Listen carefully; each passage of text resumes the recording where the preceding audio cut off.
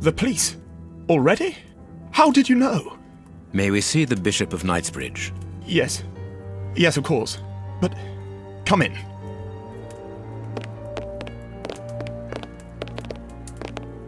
What has happened, Reverend? What? I don't know. It was last night, I think. I only just arrived, and I have made this macabre discovery. My God. How horrible. I haven't called anyone. How did you know that? Holmes, look! The Bishop, appallingly mutilated. How dreadful. Mutilated. And killed. He was such a good man. How could anyone be so brutal? Look at him. He is barely recognizable now. How could any of God's children be responsible for that? They were evidently unworthy children, Reverend. Now do please try to calm yourself and focus, because we will need your assistance. Do you have any idea as to the motive behind this? I haven't had time to do an inventory, but nothing appears to have been stolen. And anyway, His Excellency didn't own anything of great value. I don't know what else I can tell you. Note this down, please, Doctor. Doctor? But you aren't the police? No, Reverend. I am Sherlock Holmes, and this is Dr. Watson. We are here at the request of the Bishop. In that case, I must ask you to leave, and not to touch anything. I must get in touch with the authorities without further delay. Reverend, when the inspectors of Scotland Yard find themselves at a dead end, which they quite often do, I assure you, then they turn to me for help. If you will allow us to continue our investigation, then you shall have the answers to all of your questions. Out of the question!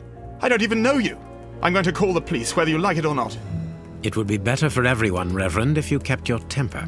Watson, are you taking notes? This affair promises to be a complex one, therefore we must not overlook the slightest detail. Yes, Holmes. I am keeping a meticulous set of notes. I have created a very clever deduction board. One thing we can be sure of at the moment is that this crime was not for gain.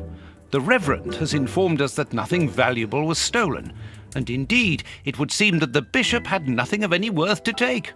Very good, Watson. Do continue. The fingers have been crushed and violently struck. His forearms have been ripped. Pieces of skin have been torn off. What do you think, Watson? I'd say that he was eaten alive. Yet I've noticed a curious degeneration of the skin tissue around the wounds. His stomach is covered in scratches. Quite evidently, they weren't made recently. So, these wounds were not made by his murderers. These burns are terrible. This poor man was tied just below the knees. To stop him from walking, certainly, but mostly to free his feet. His feet have been burned. My first impression is that he wears a size 9 shoe. You? But what does it matter, Holmes? My God, Holmes, this man was horribly tortured. A finger. Apparently, it doesn't belong to the Bishop of Knightsbridge. How dreadful. A piece of rope that was used to tie up that poor man.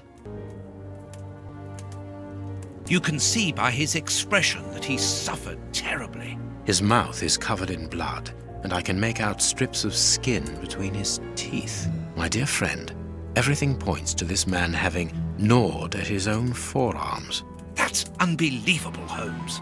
His chest has been lacerated, I would say, with a very sharp and fine blade. Something is missing here. Oh, yes? And what might that be?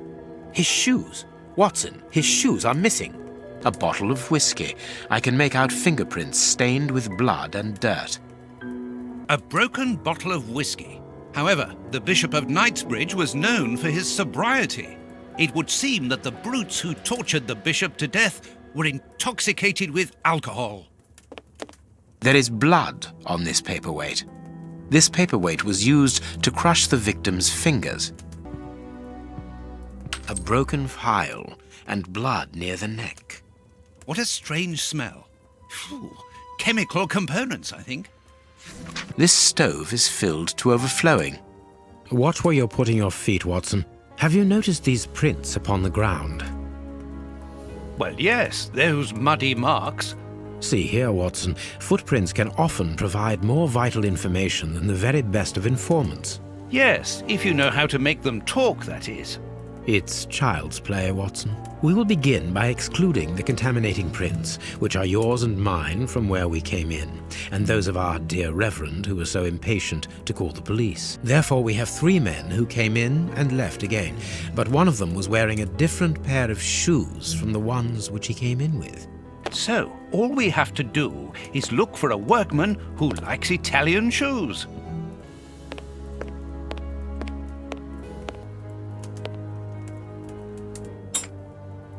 A surgical scalpel covered in blood. There isn't any doubt the wounds on the bishop were administered with this scalpel. Alone at last. Now I can continue my investigation. This lock should be easy to pick. Let's see. There isn't anything much in this room. It must be used as a reading or meditation room. An ink stain, quite fresh. This stain is just on the edge of the rug. Let's see. There is nothing on the floor, yet the ink must have soaked through the rug.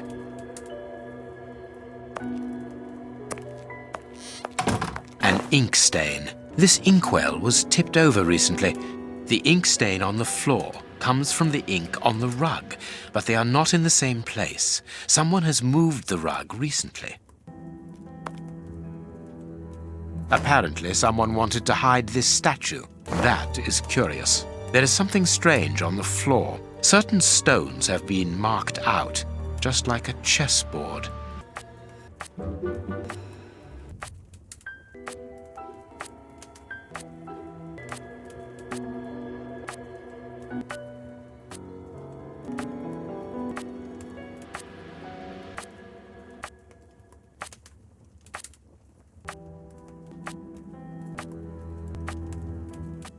This last piece should be the good one. It will have to be pulled free. As you might have guessed, resolving your small chess problem has allowed me to discover some very interesting letters. Letters? What do they say? Reverend, why hide these letters here and run the risk of the bishop finding them? Holmes, what's in the letters? Not now, Watson. Where else could I have hidden them? My own chambers are too austere. They could offer no cover. I knew, however, that His Excellency, may he rest in peace, would not notice my game. The contents of the Bishop of Knightsbridge's chest interest me greatly. Give me the elements you hold, Reverend. Out of the question. Do not omit the smallest detail.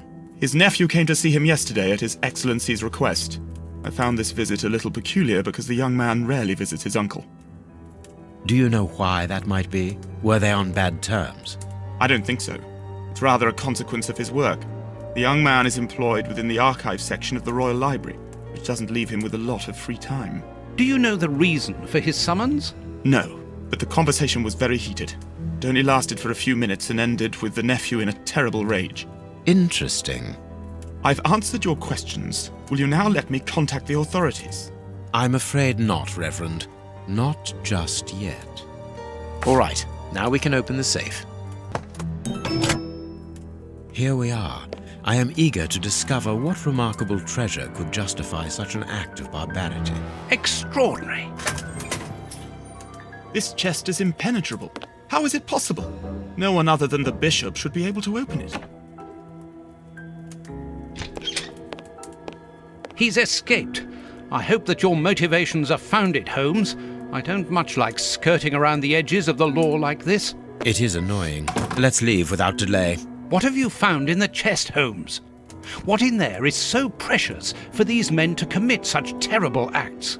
The Reverend was telling the truth. Nothing important was locked inside the chest, apart from a few religious items which are hardly worth stealing.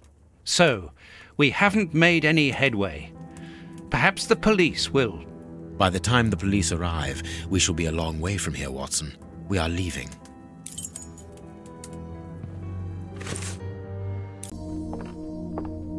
Maybe it's a book about pirates with a treasure map.